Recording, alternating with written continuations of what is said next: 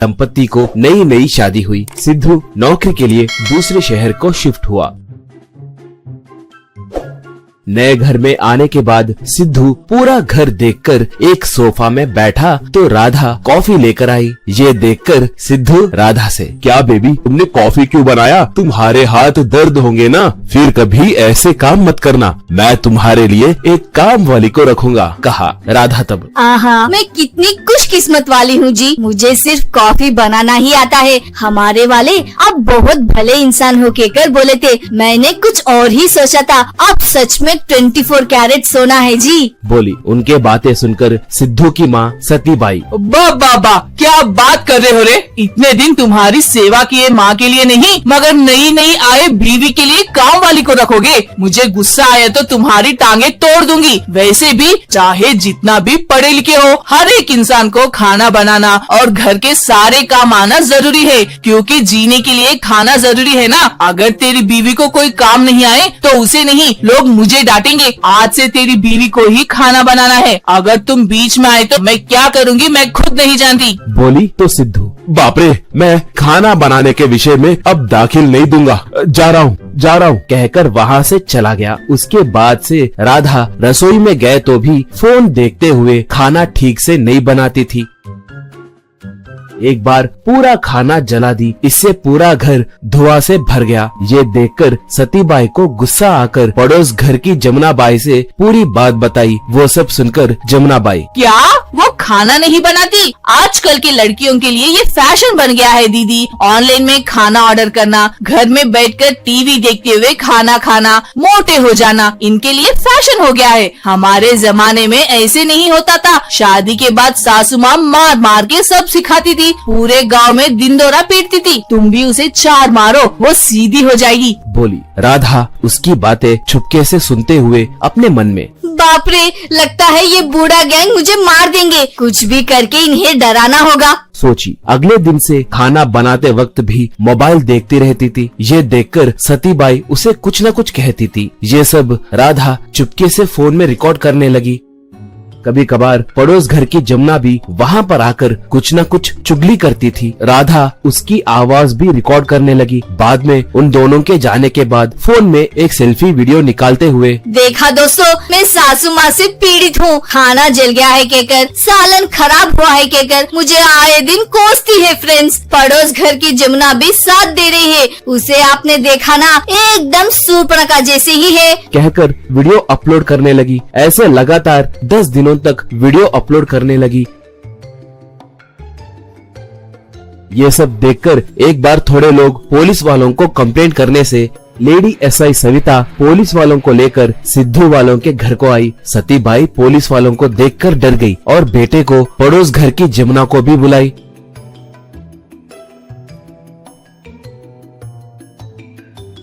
तब सविता सिद्धू को YouTube में के वीडियो के बारे में बताई। तब सिद्धू दंग होकर सास और बहू के बीच में हुए झगड़े के बारे में पूरी बात बताया। ये सब सुनकर सविता, देखो भाई, तुम्हारे घर की लड़ाई अब YouTube में ट्रेंड में है। तुम्हारे माँ को और जमुना को अरेस्ट नहीं किए तो हमारे डिपार्टमेंट का नाम खराब होगा, क्या करूँ बोलो अब, बोली जमुना। तब, बाप रे, अगर मैं इस घर के झगड़े में दाखिल दी कहकर पता चला तो मेरे पति मुझे तलाक दे देंगे, कुछ ना कुछ करके मुझे बाहर निकालिए, बोली।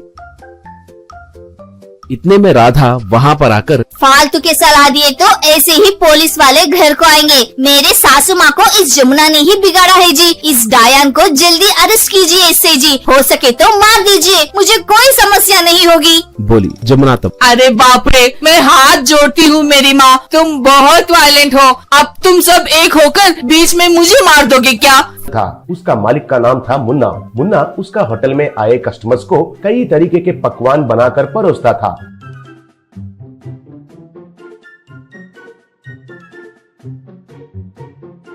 एक दिन कचुआ बिरयानी बनाया। वो खा के कस्टमर्स में एक, अरे वाह मुन्ना जी, आपके होटल के बारे में लोग अच्छे से कह रहे हैं तो मैं तो कैसे होगा समझा, लेकिन ये बिरयानी तो बहुत बढ़िया है कहा। तब मुन्ना, ये तो कचुआ का बिरयानी है कहा। तब उस कस्टमर्स का होश उड़ गया। ऐसे हर रोज एक नया तरीके से बिरयानी बनाकर खिलाने लगा और उसके बारे में गर्व से कहने लगा मुन्ना। ऐसे मुन्ना और भी ज्यादा कस्टमर्स को कैसे खुश करना है कहकर बहुत अच्छे से सोचकर एक नया किस्म का बिरयानी बनाता हूँ कहकर बिरयानी बनाया।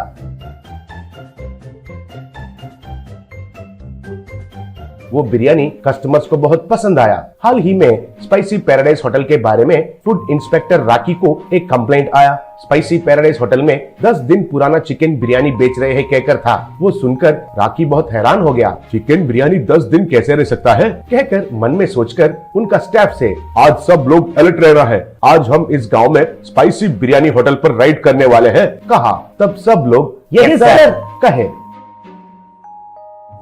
ऐसे सब मिलकर जीप में जाकर होटल के कुछ दूर में जीप को रोके। बाद में साधारण कस्टमर्स जैसे उस होटल में गए। उधर सब बैठ गए। तब राकी मुन्ना से, देखिए इधर सबसे अच्छा क्या मिलता है वो लाइए पूछा। तब मुन्ना, हमारा होटल में बिरयानी बहुत फेमस है सर, जरा स्वाद तो कीजिए, आप खुद मान जाएंगे कहकर बिरयानी प्लेट दिया। राकी स्वाद करके, ठीक है अच्छा है, लेकिन ये बिरयानी कब बनाए हैं पूछा। तब मुन्ना थोड़ा घबराते हुए, ये हमारा स्पेशल रेसिपी है सर, फ्रिज टेक्नोलॉजी है, समाप्ति अवधि बढ़ाने के वजह से और भी स्वादिष्ट रहता है कहा। वो सुनकर राकी और टीम सब हंसने लगे।